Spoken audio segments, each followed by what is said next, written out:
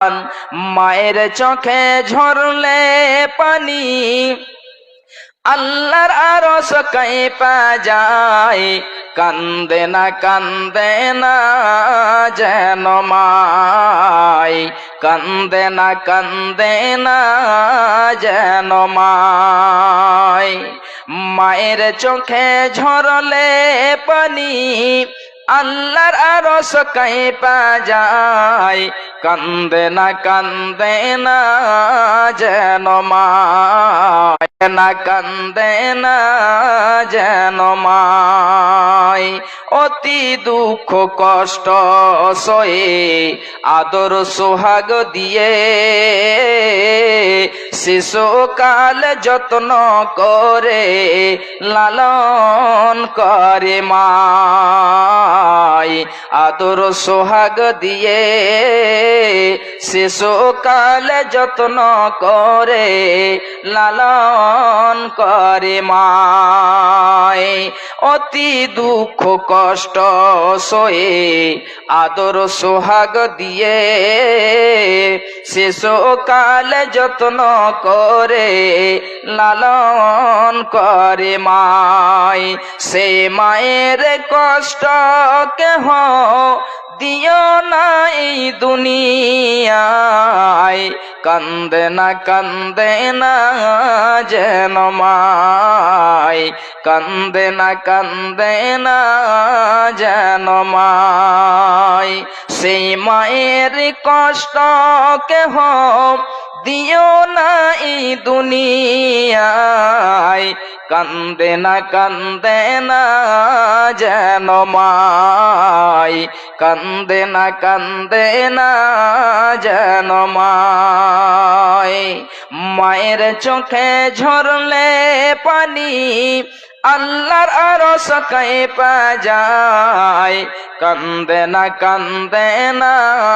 যেন মাই, কান্দে না যেন মাই। বিদেশে বিপাকে যদি সন্তান মারা যায়, সবার আগে জানে তাহার জনম দুঃখী মা। বিদেশে বিপাকে যদি সন্তান মারা যায়, সবার আগে জানে তাহার জনম দুঃখী মা। নীরবে মা অশ্রু ফেলে সন্তানেরই পেতে চায়, কান্দে না যেন মাই, কান্দে না যেন মাই। সন্তানেরই জন্য মায়ে করলে মুনাজাত, ফেরাতে পারেন না প্রভু মায়ের দুটি হাত। সন্তানেরই জন্য মায়ে করলে মুনাজাত, ফিরাতে পারেন না প্রভু মায়ের দুটি হাত। মায়ের পায়ের নিচে জান্নাত, এই কথা কি ভ্রম হয়, কান্দে না যেন মাই, কান্দে না যেন মাই। সন্তানেরই জন্য মায়ে করলে মুনাজাত, ফিরাতে পারেন না প্রভু মায়ের দুটি হাত। মায়ের পায়ের নিচে জান্নাত, এই কথা কি ভ্রম হয়, কান্দে না যেন মাই, কান্দে না যেন মাই। মায়ের চোখে ঝরলে পানি আল্লাহর আরশ কাঁপা যায়, কান্দে না যেন মাই, কান্দে না যেন মাই। ভাইজান, আমার মা, আমার বোনেরা, বিসমিল্লাহির রহমানির বিশ্ব নবী আমার কি করতেন, এই দিনকে প্রসার করতে গিয়ে এমনি করে কষ্ট করেছেন। খুব ভালো করে শুনে রাখুন, বিশ্ব নবী আমার যখন মানুষদেরকে সাফা পাহাড়ে যেন পৌঁছে দিয়েছেন, বিশ্ব নবী আমার সাফা পাহাড়ে যখন গিয়েছেন, এই যাওয়ার পরে বিশ্ব নবী আমার মানুষদেরকে যখন বলতে লেগেছেন, এই মানুষেরা সবাই যেন এক বাক্যে বলে ফেলল, হ্যাঁ নবী আমার কেন যেন বিশ্বাস করব না। এবারে বিশ্ব নবী আমার এক এক করে মানুষদেরকে বলতে লাগলেন, তাহলে শুনে রাখো, আমি যেটা তোমাদেরকে বলছিলাম সেটা হলো কি, যে এক আল্লাহর প্রতি ঈমান নিয়ে আসতে হবে, এক আল্লাহর প্রতি ঈমান নিয়ে আসতে হবে।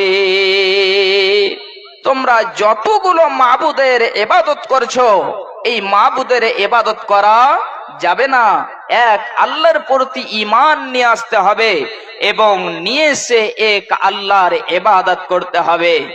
যখন এই কথা বলা, খুব ভালো করে শুনে রাখুন, এবারে যেমনই বিশ্ব নবী আমার মানুষদেরকে এই কথা বললেন, বিশ্ব নবী আমার বলার সঙ্গে সঙ্গে মানুষদের কাছে শত্রু হয়ে গেলেন, দুশ্মন হয়ে গেলেন। যেমন দুশ্মন হয়ে যাওয়া সঙ্গে সঙ্গে বিশ্ব নবীর চাচা বলছে, তাব্বান লাকা ইয়া মুহাম্মদ।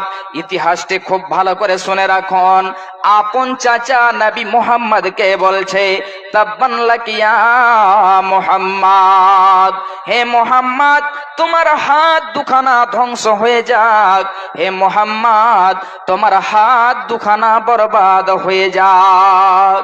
যেমনই এই কথা বলা, বিশ্ব নবী আমার যেন হতাশা হয়ে গেলেন। যখন আপন চাচা আমার জন্য বদদুয়া করেছে, এই কথা বলেছে, তাব্বান লাকা ইয়া মুহাম্মদ, হে মুহাম্মদ তোমার হাত দুখানা ধ্বংস হয়ে যাক।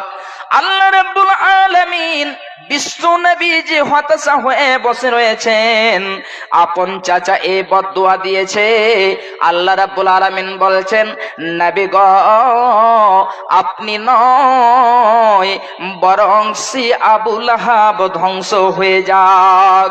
সঙ্গে সঙ্গে আল্লাহ রাব্বুল আলামিন বলছেন, বিসমিল্লাহির রহমানির রহিম, তাব্বাত ইয়াদা আবি লাহাবিন ওয়া তাব, হে আবু লাহাব তোমার হাত দুখানা ধ্বংস হয়ে যাক, হে আবু লাহাব তোমার হাত দুখানা বরবাদ হয়ে যাক।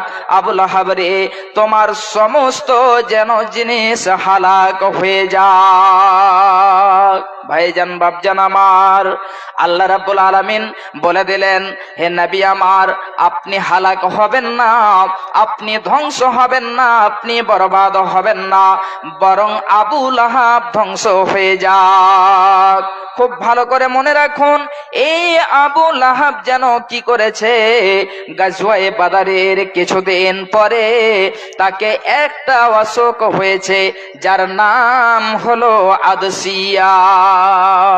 আদসিয়া অসুখটা কেমন, আমাদের দিকে যেটা পক্স বলে, এই পক্সটা একটু বড় ধরনের হয়।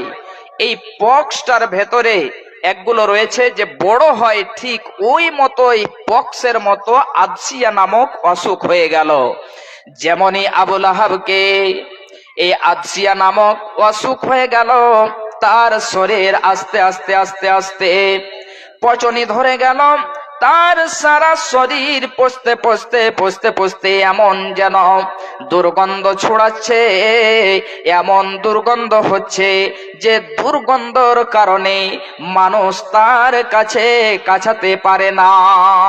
খুব ভালো করে শুনে রাখুন, এবারে ওই আদসিয়া নামক অসুখে তার মৃত্যু হলো, তাকে দাফন করতে হবে, কাফন পরাতে হবে। কেমন করে তাকে কাফন পরাবে, কেমন করে তাকে দাফন করাবে, কেউ তার কাছে কাছাতে পারে না। ছেলেরা কাছাতে পারে না, তার যেন মেয়েরা কাছাতে পারে না, বিবি কাছাতে পারে পারে না। শেষের সমাতে যেমন একটি মরা জন্তুকে ঠেলতে ঠেলতে কোন রশিতে বেঁধে নিয়ে যে গর্ত খনন করে তাতে যেন তাকে ঢালা মাটি দিয়ে দেয়, ঠিক অমনি করে আবু লাহাবের ছেলেরা আবু লাহাবকে যেন কিছুতে করে নিয়ে যে তার জন্য গর্ত খনন করে ওই গর্তের ভেতরে তাকে ফেলে দিয়ে দাফন করে দিল। তাহলে দেখুন, বিশ্বনবীর জন্য বদদুয়া করেছিল, তাব্বান লাকিয়া মুহাম্মদ, হে মুহাম্মদ তোমার হাত দুখানা বরবাদ হয়ে যাক। কিন্তু বিশ্বনবীর হাত দুখানা বরবাদ হয়নি, বিশ্বনবীর হাত দুখানা ধ্বংস হয়নি, বরং আবু লাহাবের যেন সব কিছু ধ্বংস হয়ে গিয়েছে। তারা চাইছে যে মুহাম্মাদের দ্বীনকে আমরা ফু দিয়ে বন্ধ করে দিব, নিভিয়ে দিব, কিন্তু তারা কোনোদিনই নিভাতে পারবে না।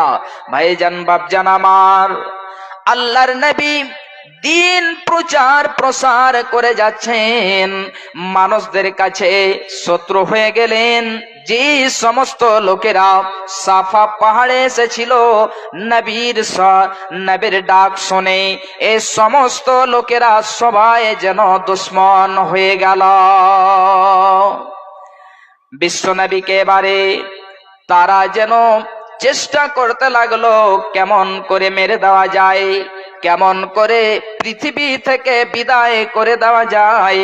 যদি এখন থেকে এই মুহাম্মাদকে দাবিয়ে না দেওয়া যায়, তাহলে এমন হতে পারে যে তার দিন বাড়তে বাড়তে বাড়তে বাড়তে এমন বড় হয়ে যাবে, আমাদের সংখ্যা কম হয়ে যাবে এবং আমাদেরকে মেরে কেটে সাফ করে দেবে।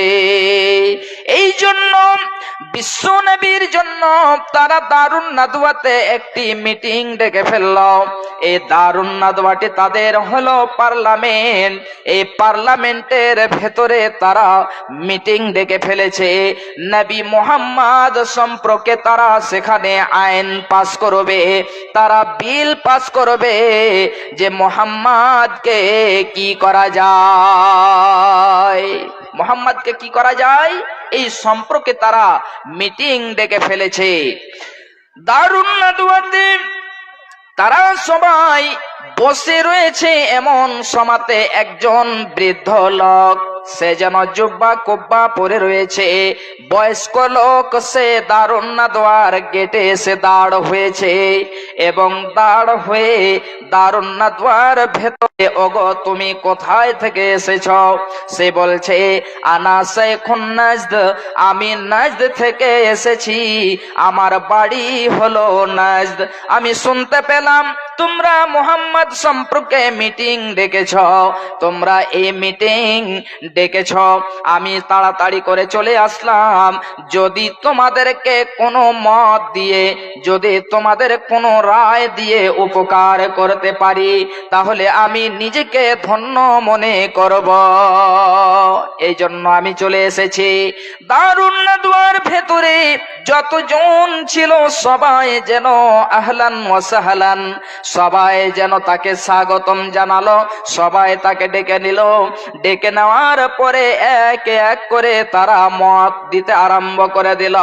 কেউ বলছে নবী মুহাম্মদকে আমাদের এখান থেকে তাড়িয়ে দিতে হবে, যদি আমরা নবী মুহাম্মদকে তাড়িয়ে দিতে পারি তাহলে আর যেন আমাদের মাবুদের তাওহীন করবে না, আমাদের মাবুদের ইজ্জত করবে না, এখান থেকেই শেষ হয়ে যাবে।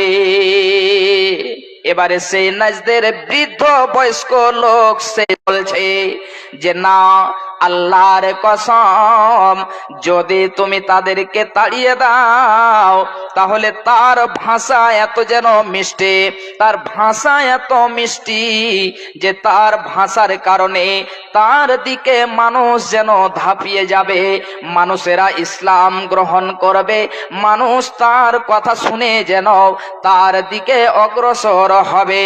এই জন্য তাকে তাড়িয়ে দিয়ে আমাদের রেহাই হবে না। এই জন্য কি করা যায়?